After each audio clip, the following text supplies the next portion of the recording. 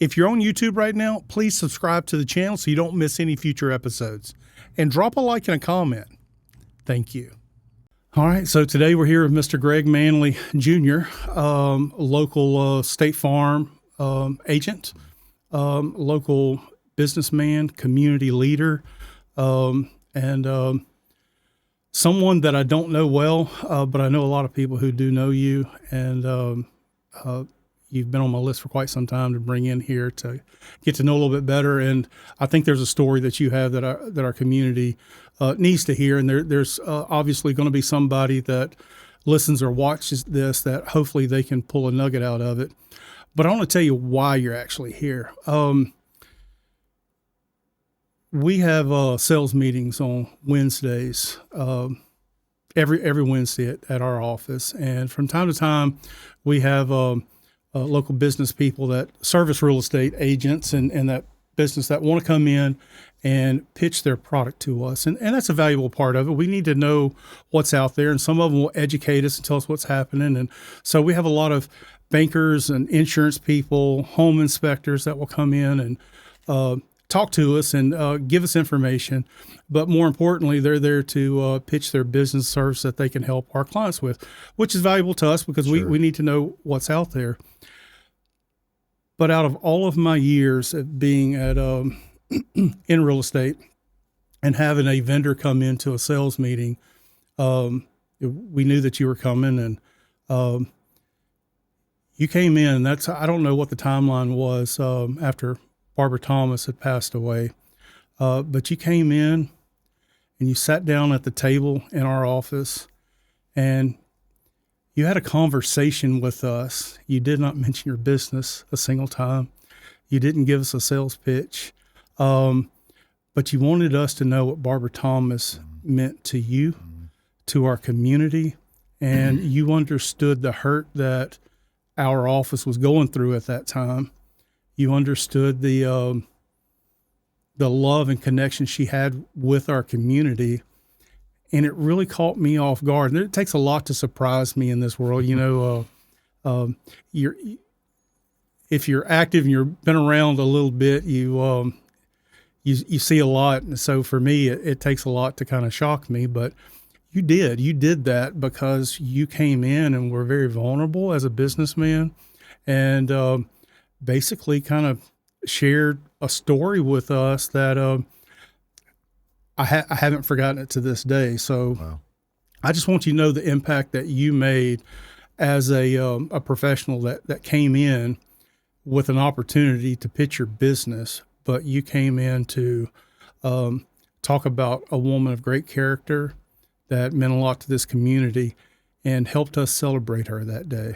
So, well, I appreciate you having me on here. It's an honor and a distinct privilege to just have this conversation. And man, I think the world of John Ray, like in my mind, John Ray is like the epitome of the man whose character goes before him and just a class act gentleman. And it wasn't long after Miss Barbara passed that I was mowing, and we have several acres out by our house that I take care of. And I was mowing one day, and I always feel like the Lord just speaks to me on that tractor or on the mower. And maybe it's because I like to run wide open, and it's the only time that I'm still, and I usually am listening to worship music or a sermon.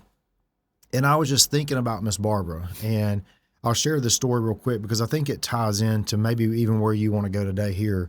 But I was thinking about Miss Barbara and the fact that we used to live in Frenchman's on Bunker Lane. Our house flooded back in 2016. And I knew that was like our family starter home. We had all three of our kids at that house, and we were going to need to do something different in the future. And we had put it on the market a few months prior with another realtor. It didn't really have a ton of success there, and we ended up taking it off. And several months passed by, 6-9 months passed by, and Kelly and I are talking about putting it back on the market. And she says, I really think we need to call Miss Barbara Thomas. And my wife knew Miss Barbara from church in the Delhi area in their community. And I said, that's fine. Why don't you call her and have her come over and take a look at it and just let's get her opinion. And, you know, if you've ever been around Miss Barbara for any period of time, like she's just the most graceful, Southern hospitality, beautiful woman. And she walked through our house, and I think I told y'all in the meeting that she told me some pretty hard things like, hey, if you wanted to sell, you're going to have to change this, this, and this. And I was kind of like, man, who is she to come in here and tell me what I need to be changing? But we did. And Miss Barbara prayed with us at our kitchen table that the house would sell, and it sold in about 40-something days. And that was post-flood, when houses weren't moving, and especially flooded houses weren't moving. And what got me thinking about all that was, as I was thinking of the timeline on where we were living at the time I was mowing, was how all those things lined up to get us into that house in May of 16, in May of 20, before COVID really ramped up. Our construction was done, interest rates had plummeted, construction costs was up, and the timing couldn't have been any better for us. And I was thinking, man, if Miss Barbara only knew the impact she had on my family just through that real estate transaction, right? And so I text John Ray and told him, I was like, man, I don't know when y'all have meetings, but I'd love to come share some things that I've been thinking about with Miss Barbara when the time's right. And so that was the invitation there. Well, the timing was right. I think I know you had a major impact on many of us that day when you went, but it just spoke to me extra special because it's the first time I've ever had happen where we have a businessman that's coming in that has a product to sell, and I didn't even mention his product the whole entire time he was there. Just came in and invested in us. So for that, I really appreciate it, and it had a major impact on me, and makes me want to take your level of being able to give back to the community. I want others to be able to understand that this is the person that you are. You know, it's kind of ironic, you know, in business sometimes people will see this persona that we advertise or that we put out, and there's very few people that get to know, outside of your inner circle, get to really know the individual. Right. And that's one of the things I like about this podcast is I try to get the exposure to people to be able to see what I see. Sure. You may not be the right person for everybody in every situation, but I want people to be able to see what I've seen from you. And so that's what I'd like for today to be about. So let's jump in. So let's talk about, born and raised Monroe, Louisiana? Yep, born and raised here. Families, both sides were here. Both sides of our family pretty much in the Northeast Louisiana area. So what was it like growing up here in Monroe for you? What did that look like? You know, I went to public school. We lived out off of Finks Hideaway. I loved to ride four-wheelers and hunt and fish and do all the boy things. I had friends that lived within a stone's throw in all directions. And so, man, for me, life was good. You know, like I didn't know any better. I tell people, like, my parents and our family always had everything we ever needed and half of what we wanted. And, you know, my parents both worked for the corporate State Farm office when it was regional here in Monroe. And so, man, life was good. I've got a sister who's about a year older than me. And, man, you know, in my opinion, I lived in like a fairy tale, really. I mean, I loved what Monroe offered. I loved what Louisiana offered, to the point of which even after college, I had a chance to look at moving off and chasing a career in some other places in the country. And I just still felt like this was home for me. Now, as a child, you had some medical setbacks. So talk to me about, how old were you when that happened? So I was 18 months old. I was diagnosed with a bilateral Wilms tumor. That's a tumor on both your kidneys. I went into a pediatric appointment, and there was a lump on my abdomen or my stomach. She felt around, I think did some tests, and next thing my parents knew is they were rushing me to St. Jude. And I went up there, and they ended up taking out my right kidney and a fraction of my left. And I was there for several weeks undergoing post-surgery care, and then was released and went for a couple checkups per year for a couple years. And then I went once a year until I was 18. Now, were you the oldest or your sister the oldest? I'm the youngest, yeah. So, you know, I know as a parent myself, you know, something happens to a kid, you know, we go through that trauma, you know, with the child. Do you feel like your parents were, after that, I wouldn't say try to hold you back, but were overly cautious with you as you were growing up because they didn't want anything else to happen? You know, my mom more so, I recall her more so than my dad. My dad, you know, grew up playing athletics and was successful in sports. And he always was a proponent of like, we're going to play sports. And the doctors were real leery on contact sports like football for a while, even baseball, like getting hit in the side with a ball from the pitcher. But it really never hindered me. I got fully released as a young kid to play. I played everything from tackle one all the way up through my senior year at Ouachita, and went on to play college baseball. Never once had a hindrance. What I can tell you is I know that my parents had a very strong faith-based support system during that time of their life. And as I look back on my own life and as a parent now, I can't even imagine like what they would have went through, like seeing one of my kids go through that with their health. And, but I do know that they were very strong in their faith and still are, and had a church support system like no other at the time. And they were just doing what they were told to do. Like, hey, you need to be here to take care of your son.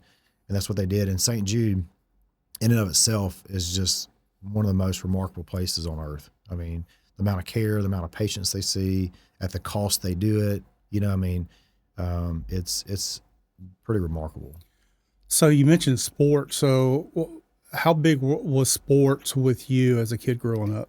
It was pretty big. I mean, I played football, baseball, basketball, up through junior high, and in junior high, knocked it down to football and baseball. Back in the days, Ouachita was 2-5A and was competitive and still is, state champs this year. And sports was really like the center point of my life. Like, it was what I focused on mostly. I practiced a lot. I grew up before the travel ball baseball days, so it was rec league and rec league only. Mm-hmm. But I can tell you, my dad and I spent hours in the front yard practicing. My dad was devoted into helping me get to the point of the most successful I could be in a sport. And I have a ton of memories of he and I throwing the football or tossing the baseball, or him taking me to hit off the pitching machine. And that was just his way of pouring in development, but he also showed that as love.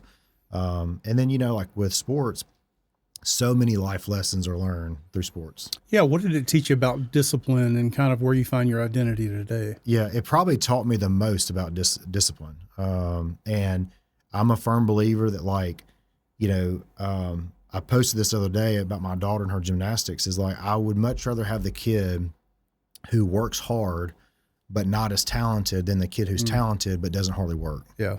And that was me. I just was ingrained with, I wanted to show up early. I wanted to put work in before practice. I wanted to stay late and put in work after practice, even through my college career.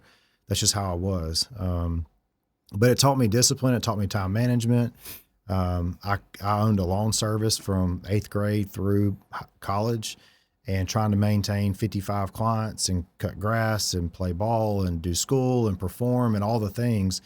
Probably time management was one of the biggest things I took away from it. So, you mentioned starting a business young.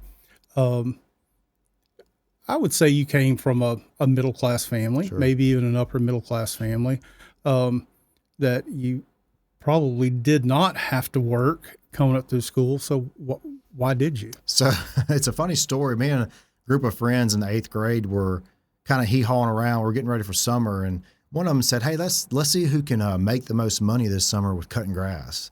And I remember being like, I can do that. Like, I was already cutting my parents' yard. Like, I knew how to mow and all this stuff. And my dad's kind of perfectionist, so like it was right, the whole time. And so I go home and I tell my dad, I'm like, hey, my friends are wanting to open up a lawn business and see who can make the most money. And my papaw overheard at the time. And he said, well, if you're going to open up a lawn business, then you and I are going to do it. And I'm going to teach you how to do it right. And we'll grow it. And so we did. Me and my papaw started it. We had a push mower, a blower, and a weed eater. And we started with 3 yards. And we mowed every Saturday. And I would push mow, he would weed eat, and the first one don't blow off. And we grew that business to about 55 to 60 recurring accounts. Wow. And when I started driving, he kind of backed off a little bit. Of course, he was getting of age, and my papaw's still alive today. He's 92 years old. He's totally independent, still drives on his own. And he cut grass with me until about upper 70s. Wow. And so he taught me a lot. Like I've spent a ton of time with my papaw, and he taught me how to be a businessman and how to have customer service and how to work hard and get what you want and save and all the things. Him and my Mimi both were very instrumental in that part of my life. You know, it's what started out as a competition ended up in probably a lesson that helped you get to where you're at today as being your own business owner. It is. It actually, so through that is how I actually got into the industry, to be honest with you. One of my clients was a State Farm agent. I mowed his office, and I mowed it for several years. I just started seeing things around his office. I started talking to his employees. I started looking at his lifestyle and seeing the flexibility he had. Yeah, amazing how God works through those situations. And so I asked him one day, I went in to get paid, and I said, it was Broad Kennedy. I said, "Hey, Mr. Broad, can you tell me kind of what you do?" I was like, "My parents work for the company, but I know you're your own boss. Like, tell me what that looks like." And Broad kind of laid it out there for me, and I went home and was talking to my parents about it, and they were like, "We absolutely think you should look at that route." And so, and how old were you at this time? I was probably 16, 17. So before college, but like really trying to figure out what direction in life I was wanting to go as I kind of got in ready for college. And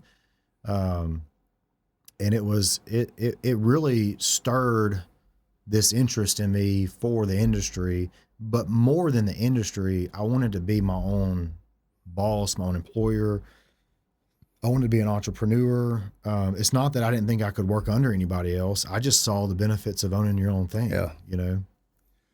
So you, number one, sound like you're pretty competitive. So who won that competition? Well, so I was the only one that finished it. So I got you. Everybody else kind of fell short on their deal. They would mow a couple yards and so forth. But you know, and I can't say that I wouldn't have done the same thing had I not had my papaw. Yeah.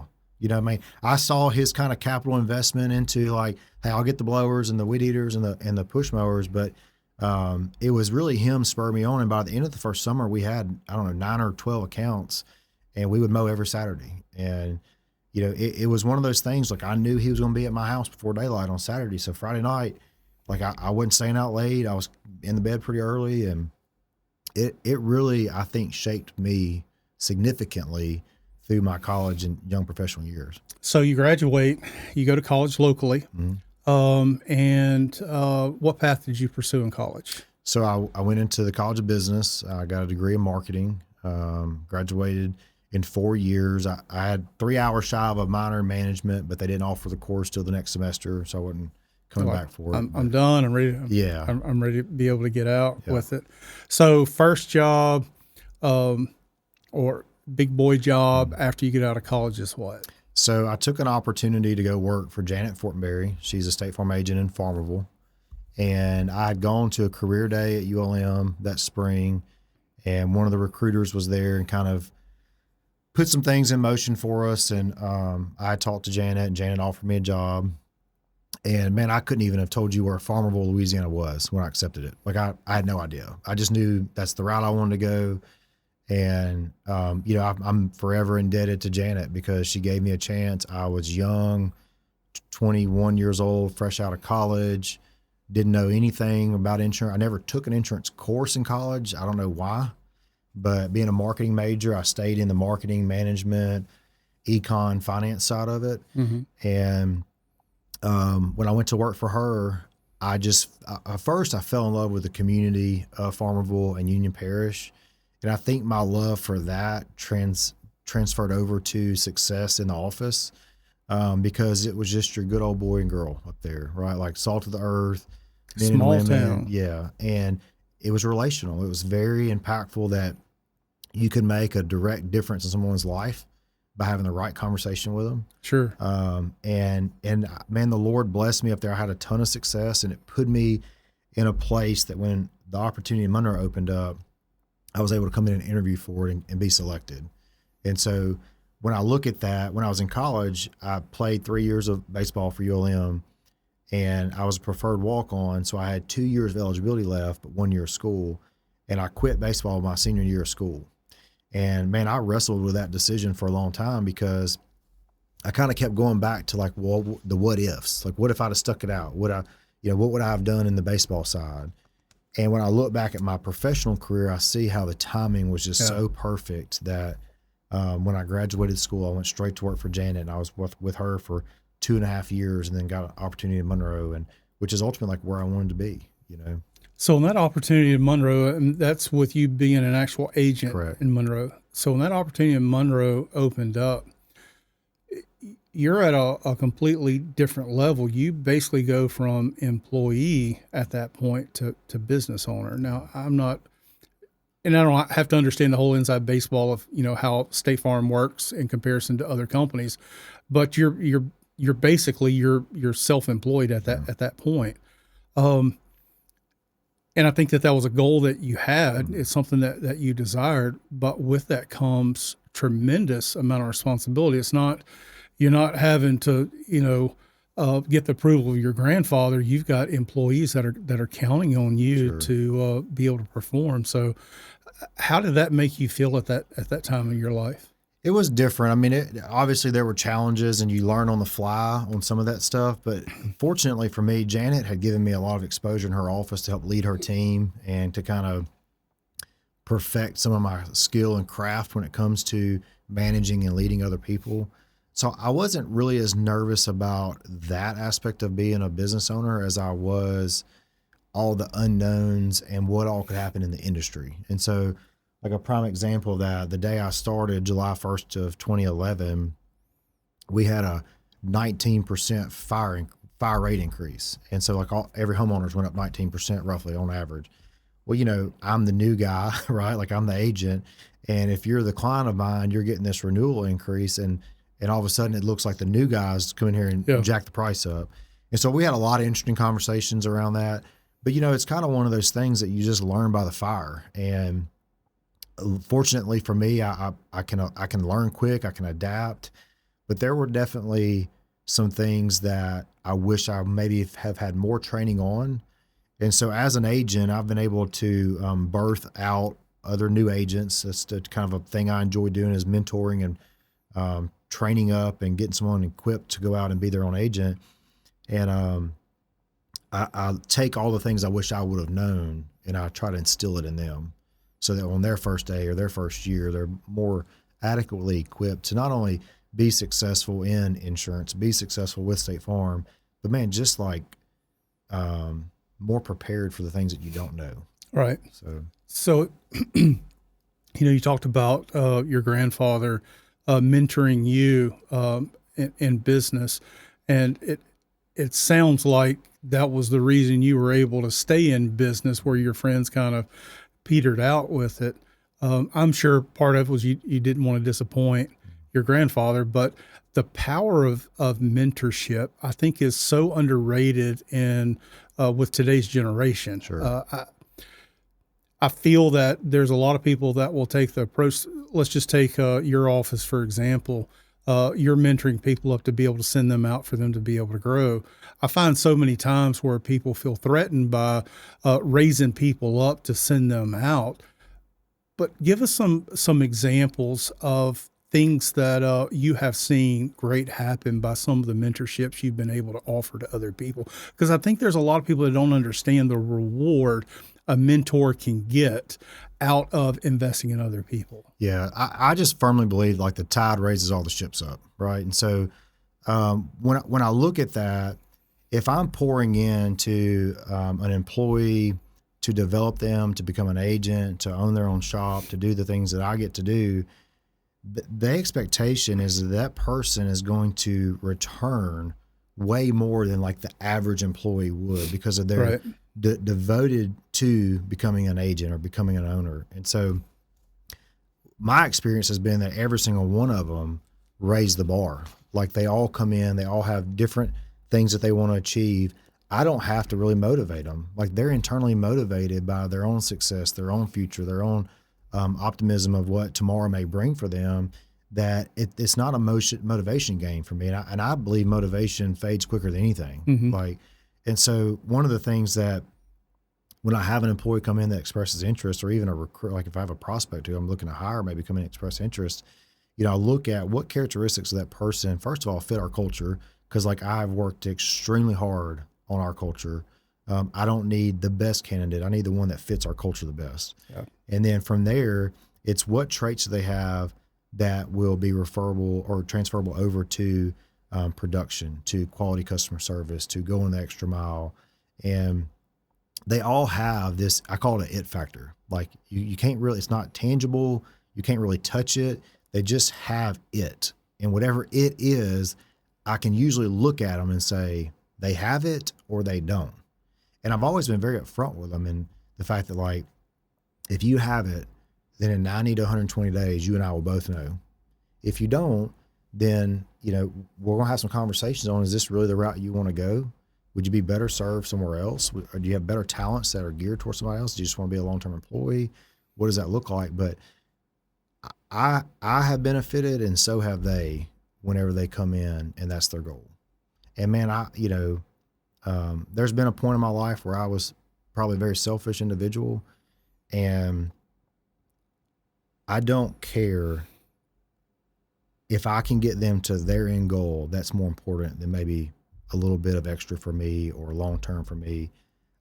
My experience has been, if I can help them in the meantime of helping them, they help me. What are some of the, let me get to that in a minute.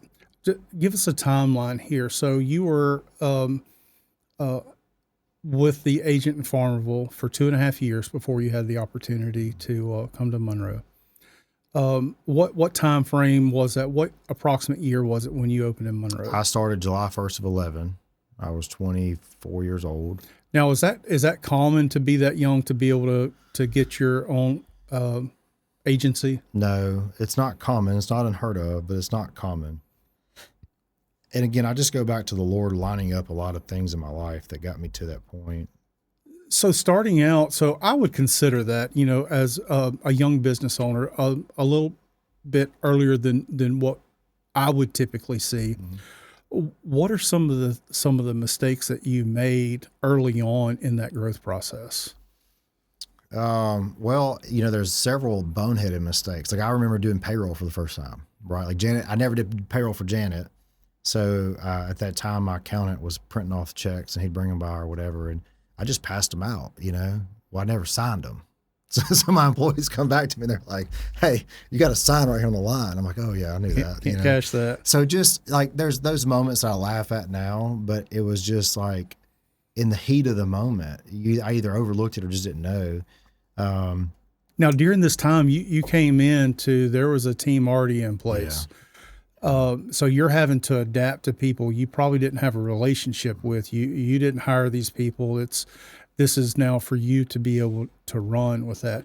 Did you find that to be challenging at all during that time frame? And then on top of that, how long did it take you to kind of figure out the way that you want to hire people? Because I love your philosophy, and you're right. I mean, if I'll take attitude over talent any day of the week, because if you've got the most talented individual but with the worst attitude, that's cancerous. It's cancerous, and it spreads really quick. So how long did it take you to kind of start working that system to your benefit to where you're at today? Yeah. So I took over a small team. The agent was a little bit older and he had a health concern that was forcing him to retire.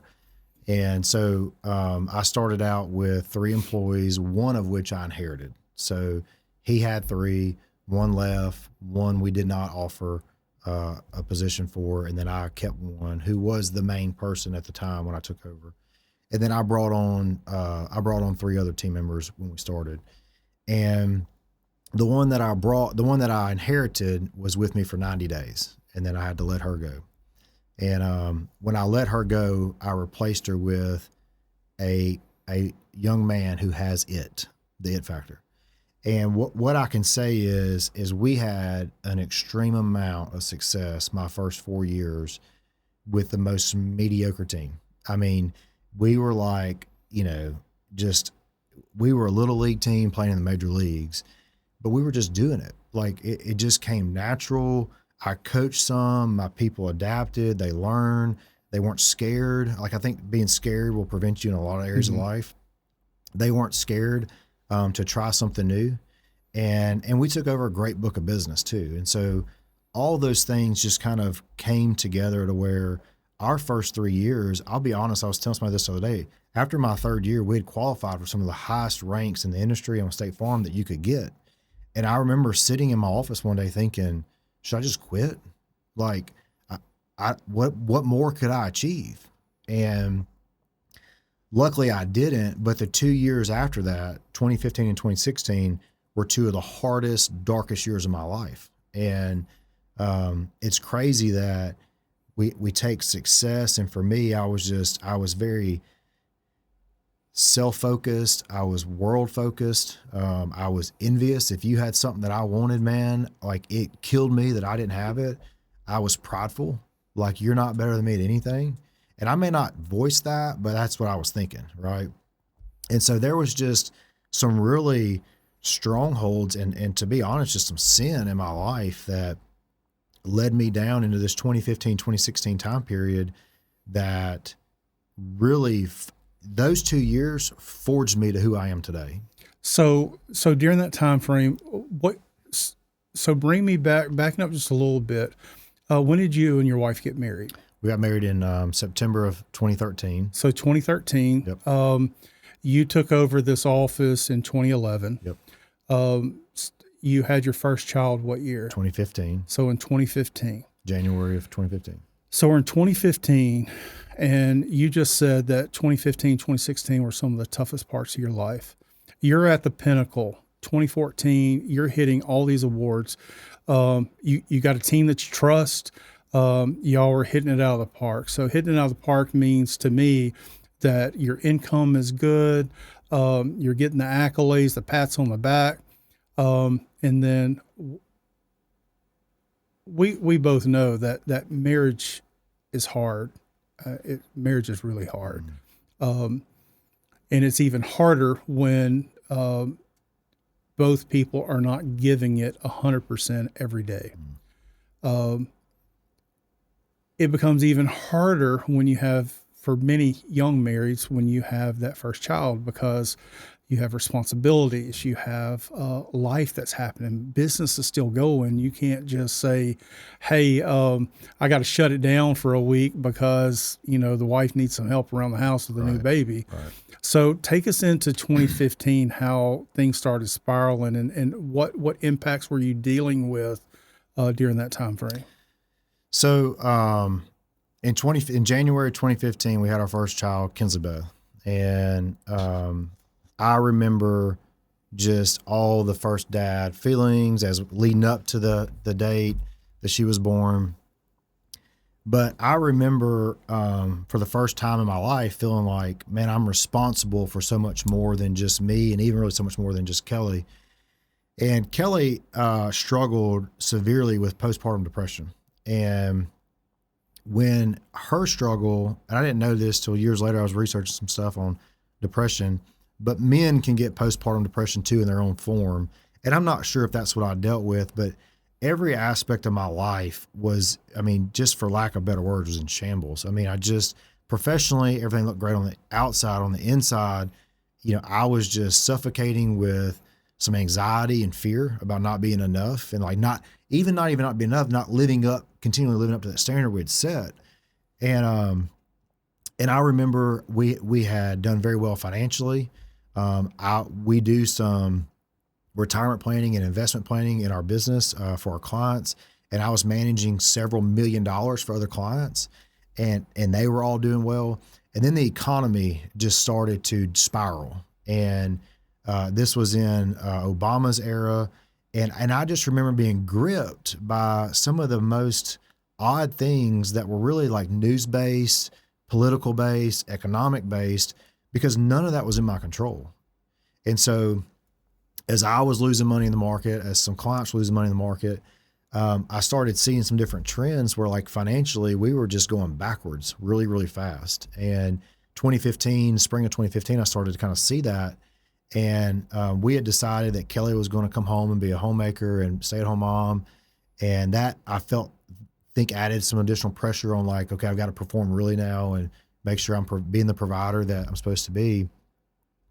And then on top of that, man, I just went through a ton of spiritual warfare. And we could probably talk for 5 hours about that, but it really dealt with, Satan had a grip on me around fear and anxiety that was paralyzing. Literally paralyzing for me. How heavy was that weight on your shoulders? I can't tell you how heavy it was. Like, it was heavy enough that I would leave the office and go home and get in the fetal position on the couch. But I bet your friends didn't know it, did they? No, nobody. One person knew it, and that was one of our associate pastors at our church. His name is Johnny Funderburg, and then my wife.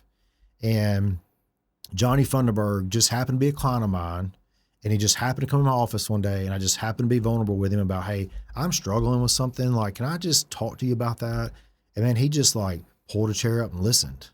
And he had dealt with some of the same things I had dealt with before. And man, for 2 years, he navigated me through that. And so from this point, just pause for a second. And I don't want you to lose your train of thought, but I want to just kind of take an inventory. You grew up in a home that was rooted in faith. Yeah. You were raised in the church. You understood your Christian faith. But tell us where you were at spiritually during this time leading up to this with your faith. So my faith was growing. All right. So I'll say I surrendered my life to Jesus as my Savior when I was 10 years old. I meant it with everything I knew at that age, but I continued to live for the world for 20 more years. Okay.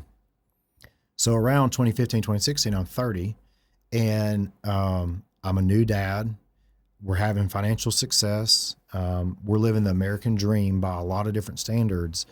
But as a man, I was broken inside and I was afraid of everything.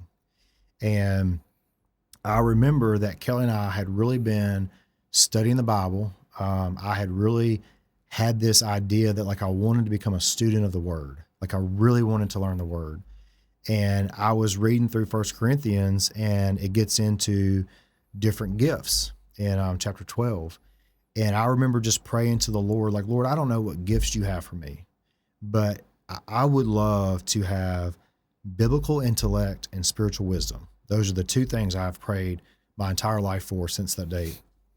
Biblical intellect and spiritual wisdom. And what's crazy is I didn't even know this until Johnny Funderburg kind of described it to me, is that spiritual warfare, there's no boundaries. Like there's no art to war. It's like guerrilla warfare on steroids, and he'll attack whatever way he wants to. And as I would read my Bible, that's when I would become the most afraid.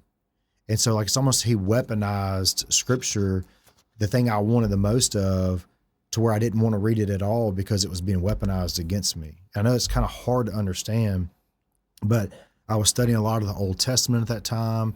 I was reading a lot of the prophetical books and just some of the terminologies about being in captivity and all the things that go around the wars of those times had my mind fearful. And then what was going on our political side of the current day was fearful for me as a new dad. And it just compounded and compounded. But you asked me how heavy it was. I'll tell you that there was one day that I just had this episode, and the only thing I can tell you is like it was a full-on panic attack. And I called Johnny when I left my office, and I said, hey, man, I don't know where you're at, but I need you to beat me to my house if you can. And Kelly was there, and we got there, and I'll never forget, he kind of counseled me through a lot of things, and he said, man, is there anything inside your house that could be causing warfare to happen? And we combed through our house, and there were two books that we found that we discarded, and I believe was part of like this stronghold in our home.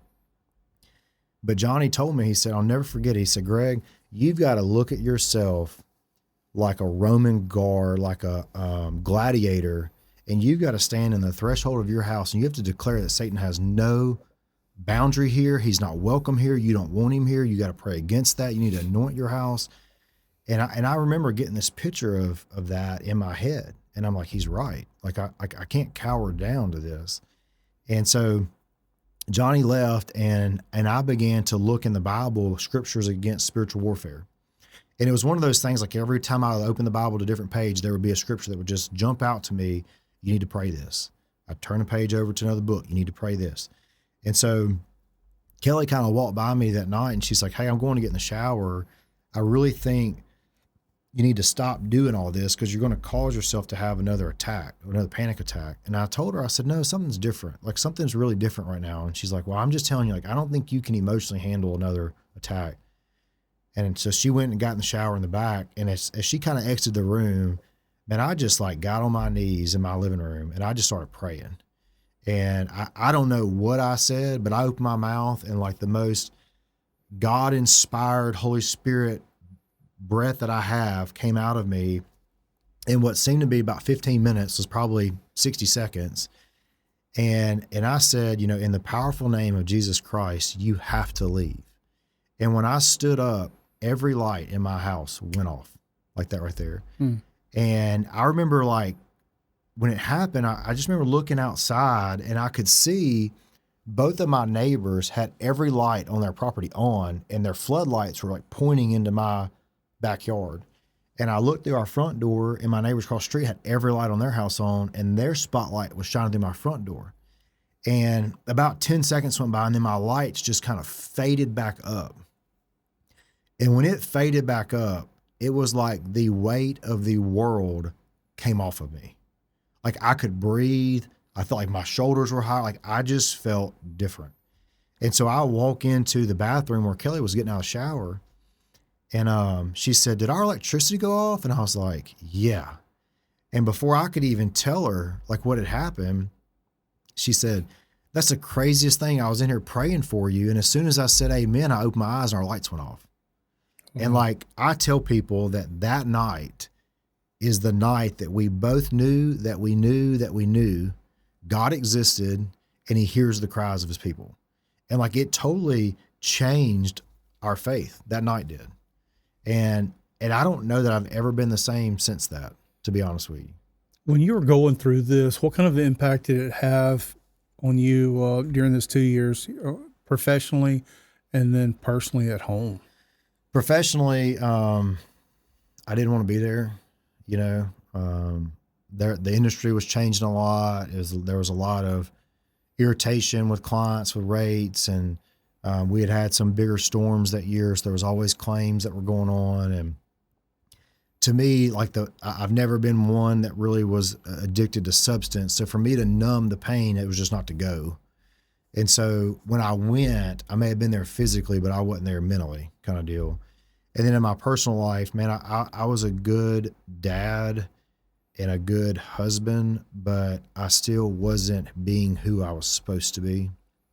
And honestly, we were just trying to figure it out, and Kelly and I will jokingly tell somebody today, like, it's a miracle that she and I made it because we were both crazy. Like, she was crazy in her postpartum depression. We had Kinsley Beth. 12 months later, we got pregnant with Joanna. 12 months, she was born. 12 months after that, we got pregnant with John Mark. So for, about 5 years, Kelly lived in this state of postpartum depression that was anxiety induced and fearful as well. And, we always say like it's a miracle that she and I made it in marriage, honestly. When we talk about kind of a total surrender, tell us what the men's retreats are like. And I'll tell you, before you get into, I've been on a men's retreat. I haven't teamed one, but I was like most men. I did not want to go, and I resisted. But in your words, I'd like you to share your story of what a men's retreat did for you and what you have actually seen it do for others. Yeah. So it's a huge part of my story. So if you think about it, I come out of 15 and 16, 2 very dark years. I went on my retreat August of 17. And so I was kind of coming out of the trenches professionally. We were kind of getting things back in order, having another successful year. Personally, I was really kind of better level-headed and just in a better mental state. And so my friends started asking me to go on retreats. And they asked me to go on 2 different Acts retreats. I didn't get in. And then in 2017, North Monroe was going to have their first men's retreat. And so I was eager to go. Like I was not the normal, like, let me check my calendar. I just was like, yeah, sign me up. I'm more than happy to go. Had no idea what to expect. Didn't know what it included, none of that. And what I can tell you is that when I went, I saw men boldly professing their love for Jesus, and I knew I wanted it. Like I knew that like I always, like when I saw it for the first time, I'm like, that's interesting. And I kept seeing it over that weekend and I thought, that's what I'm missing. Like I'm missing that boldness for Christ that I said I would have had when I was 10, but then I went on living for the world and I've been spiritually afraid to express my love to Jesus and really disciple anybody or talk to anybody about it. And it really did. I encountered Christ for the first time in a very unique way that weekend. And that's when I tell people, like, I totally surrendered to the lordship of who Jesus is for me. And while I believed he was the man that died on the cross for me, I totally surrender every aspect of my life to him. And I think he allowed me to walk through 2015 and 16 to set me up for that encounter, because I didn't have much to hold on to when I met him. Like when I truly surrendered to him. And for me, like one of the biggest things is finances. Like, Lord, you can have them. Like I'm tired of chasing money. I've chased money since I was in 8th grade. I've had a ton of success. We've made a lot of it. We've lost a lot of it. In 2015, 16, there was a time where if you added every cent in every account I had, it was $10,000, and I was losing 8 to 13 every month. And I told Kelly, I said, I'm not going back to the bank. I'm not borrowing any more money. We're going to make it and figure it out, or I'm going to go figure something else out to do. And, you know, things turned around for us after 13 months. And, you know, so for me, it was like, I'm tired of that being my idol. Like I'm tired of building my own kingdom, because every time I've ever tried to build my own kingdom, it's never worked. When it comes to money, like when I felt like I could grasp it so tight and hard that it wouldn't slip out anymore, it came out at a quicker rate. And when I let go of that control, like, who cares? I mean, he will sustain me with little or a lot. I truly believe that. 100%. And so I have a tremendous amount of peace when it comes to finances, way more than I ever had prior to 2017. And it just changed my perspective of what a man is. The retreat changed my perspective on what a man is to vocalize his faith and how to lead others and how to pour into other men. And, you know, we probably both grew up in the era to, you know, you rub dirt on it and keep going. Yeah. And I saw men being vulnerable. And that's what you saw at John Ray's office was just an expression of that. Like 10 years prior, I probably would have tried to choke those tears back and not show emotion. But man, like, how can I not show emotion because of what Barbara did for my family, my love for her and John Ray, and what Jesus has done for all of us, you know? At what point did you and Kelly get involved in FCA? I know that you guys play a tremendous role in that. So talk to us a little bit about that. Explain to people what FCA is first. So Fellowship of Christian Athletes has been around forever. It's been around for a very long time. I remember it in schools when I was in school. I didn't go much, to be honest with you. It was on Wednesday mornings, and it has really taken off here in Northeast Louisiana the last several years. A good friend of ours, Jeff Fitzgerald, became one of the area directors back around 2021. And we got involved then, but we've been heavily involved the last 3 years. Kelly and I both volunteer. We help with the ULM's lead team. And so every school has a leadership team, which I think is really cool. It's a group of student athletes and or coaches or both. And they are the ones that are in charge of the discipleship and the FCA for that school. And so ULM has a group of students. We try to get students in every avenue of sports. So outdoor volleyball, basketball, baseball, softball, football, tennis, the dance team, cheerleading. If it's a sport, we want access to it. And we try to get 1 to 2 or 3 from each team to come in. And it's that person who then goes in and infiltrates their team and starts discipleship, starts a Bible study, starts really talking to the coaches. And that method has been true. Like if we can get access to a coach, it's impactful. If we can get access to a player, it's even more impactful. If we can get them both, it's done. Like we'll get the whole team at some point. And so we help Sunday nights with ULM's lead team. We go on Monday nights to ULM with them and help serve in other capacities. They asked me to be the chair of the board for a 3-year rotation. I'm on the 2nd year there. But really, I just see the value in discipleship. I love the people who are doing it. and I love supporting them. But I see the value of discipleship, and for us, discipling other people has really impacted mine and Kelly's faith, because we both felt like there was an aspect of our faith that was missing until we learned discipleship and what that looked like, and then we started doing it. Yeah, I mean, we're all called to be to make disciples. That's right. But too often we find ourselves sitting on the sidelines because whether it's fear or we make excuse that we don't have the time to do it. But it's definitely something we're all called to do. Yep. From a perspective of today's society, the average kid growing up in a household, what is the divorce rate? Over 50% now. You and I both, it sounds like we're very fortunate that our parents are still married and we didn't have to get raised in a broken home or a mixed home. But that's not so true for many of the kids nowadays, where there's not a father in the home, or there is a father, but the parents may not be on the same page. They're not living together. What do you see as far as mentoring young men, I would say especially, but even young ladies as well, because they have their own internal struggles. But what do you see the role today of mentorship with our youth? So I can tie most problems back to one of two things when it comes to, I would even say us too, but for sure college and younger. One is with student athletes, they struggle with where their identity is, right? They spend so many hours trying to perfect a craft in their sport that it becomes who they are. And so, it's almost like if you and I are out on the town and I don't know who you are and I go to meet you, I would say, hey, Brian, I'm Greg. What do you do? Well, that question of what do you do is how to identify you, right? And so student athletes do it the same way. What do you play? What position do you play? That question of what position do you play tells me a lot about who you are in their mind.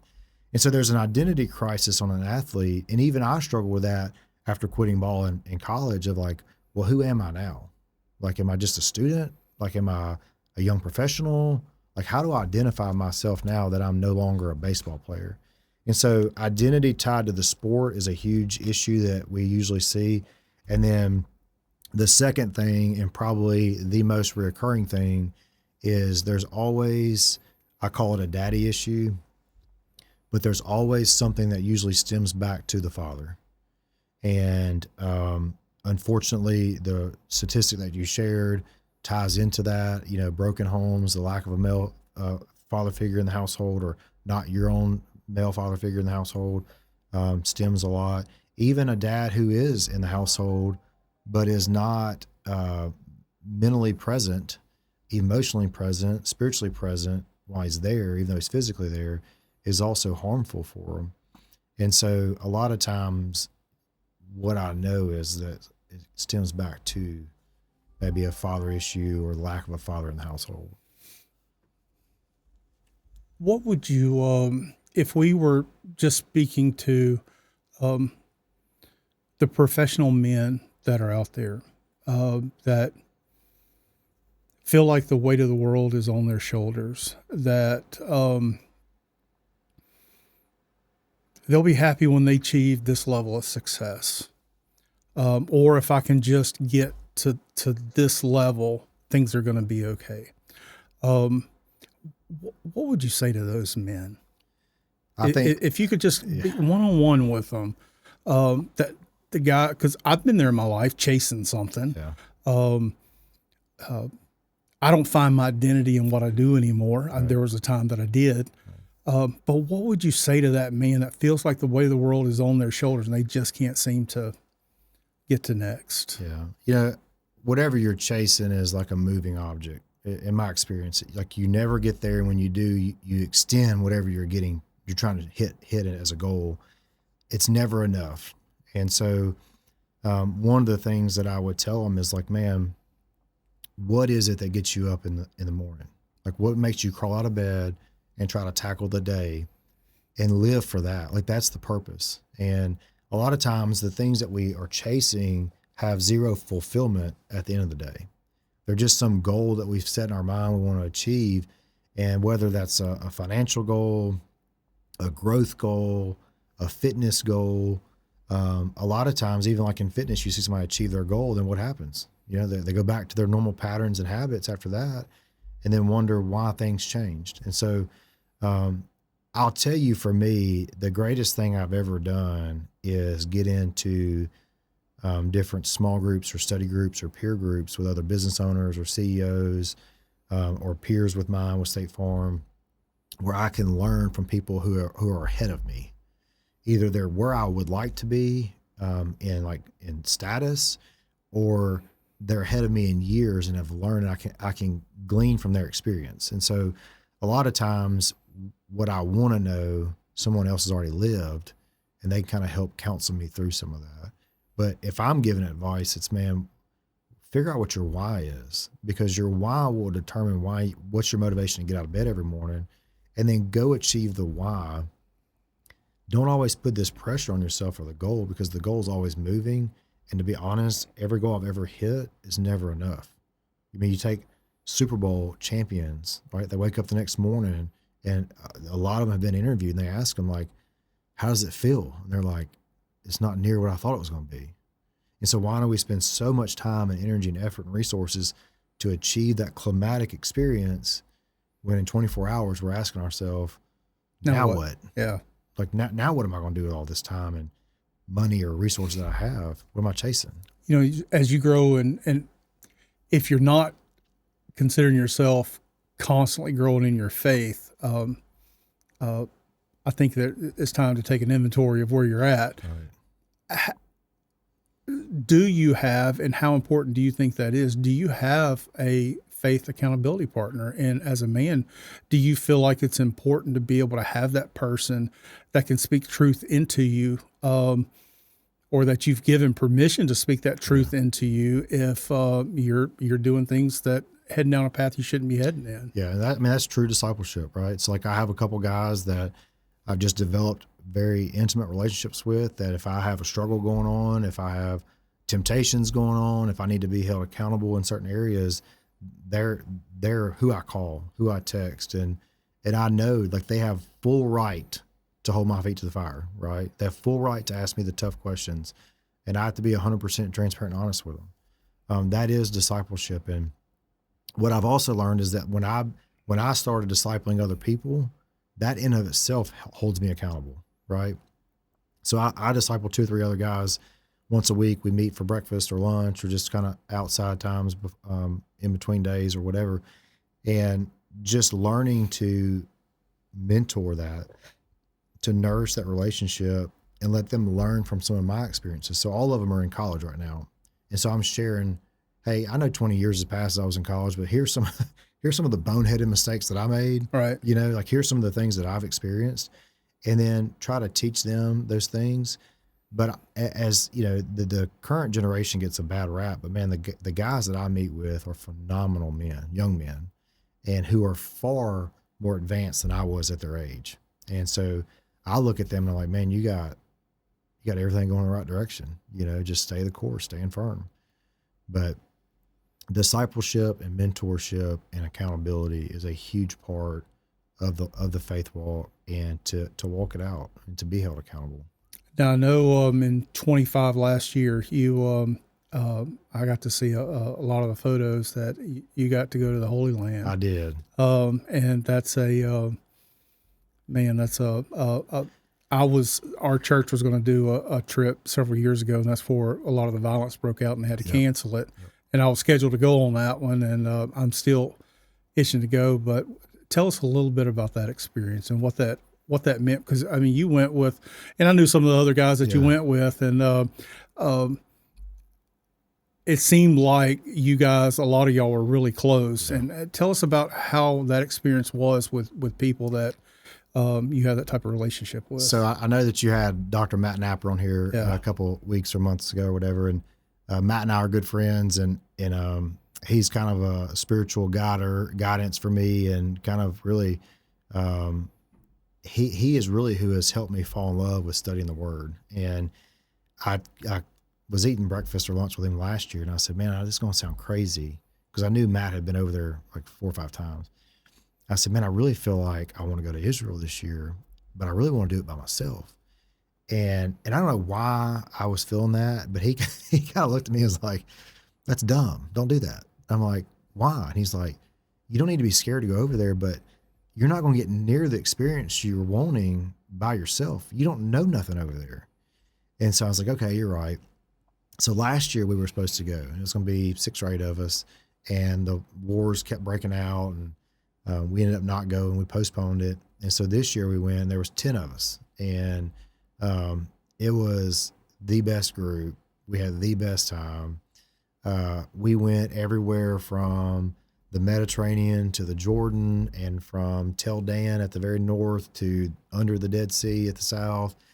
I think when you go over there, you have to have an Israeli tour guide, and our guy was phenomenal. Like, he was so incredible. And we broke his record. We went to 17 different national parks. We saw a ton of historical landmarks, archaeology, history. And, a lot of people will say, man, how awesome was it to go there and walk in the footsteps of Jesus? And I tell them it was awesome, but 2,000 years have happened, and you're about 50 foot above anywhere Jesus really walked because of how their architect is. And I was like, but the history is there. And like, it just confirms your faith. Like, it does make the words on the page jump out. But man, I'm not one that loves going on long trips. I like to be here, and I like my normal routines. Sure. And we were gone for 11 days, and usually by like day 5 or 6, I'm ready to get on back home. Man, I could have stayed. Like, I fell in love with it. I fell in love with the time we were having, our group, what I was learning. My mental capacity shut off on like day 5. I just didn't think I could absorb any more. And so, we're all taking notes, and we have, I think, 3,800 photos in a shared album, between the 10 of us. And it was, I would say it's the trip of a lifetime that I hope to do several more times. Right. If you want to go tomorrow, I'd go with you. Like, it's one of those places. I loved it. Yeah. And I think I love more about learning more, that biblical intellect that I talked about earlier. I loved learning more about what Scripture says in a time period that I'm not real familiar with, and becoming more knowledgeable about that. And just, man, the weather was great. The scenery was beautiful. The food was good. Like, it just was nothing that I expected, honestly. Like, I didn't know what to expect, but it wasn't that. Well, I got to see a lot of the photos, and it was a pleasure for me to be able to kind of see that, because it's on my list to go and do. I don't think I hope you do. I don't think it's going to happen this year, but it's going to happen. Yeah. And I'd like to be able to experience that with my wife or with one of my kids. But with all the violence that's happened over there, I don't know it'd be smart having young kids. Well, let me say this. We never once felt endangered. There was only 10 of us. And my request to Matt was, I don't want to go with 40 people. Like, I want to be able to maneuver and do things. We got to stay in some places that you couldn't stay in if you had a big group. So we stayed in the old city walls of the old city Jerusalem. Really? Yeah. And so we never once felt afraid. We never once felt threatened. All the things you see on the news, didn't once feel or see that over there. In fact, one of them asked us, like, hey, how are your kids in school? I'm like, what do you mean? He's like, well, we see that y'all have school shootings every day in America. Oh, I guess that. And so it goes both ways, right? So it's just falsified hype, news. But I would go tomorrow. I wouldn't hesitate to go tomorrow. And Matt had always told us, like, that he would go. He wasn't really concerned about it. But as someone who had not been, and the other 9 of us hadn't, we were a little reserved. But having gone, I'll pack my bag. I'll pick you at the airport tomorrow. Matt said the same thing. He told me, he said, look, whenever you're ready to go, you got to let me know. Yeah. Make it happen. Yeah. Greg, I know you as a businessman, a family man. Time is valuable for you. I appreciate you coming in and sharing your story with us today. Even though we did not talk about it a whole lot, I want everybody to know that you are a local businessman. You're with State Farm Insurance. You have an office here in Monroe. You have an office in Delhi, and you're potentially looking at expanding maybe into other areas down the road. We're going to make sure that we put your contact information in our show notes, so that if people would like to have a conversation with you or somebody in your staff about how you could serve them with insurance, I want people to know that this is the man, this is his character, and I hope it came out in this small interview today that you are one of the people that I believe makes our community great. Thank you. And I thank you for that. And I look for many years of you just continuing to invest in our community. So I appreciate you coming by today. Thanks for having me. I've enjoyed it.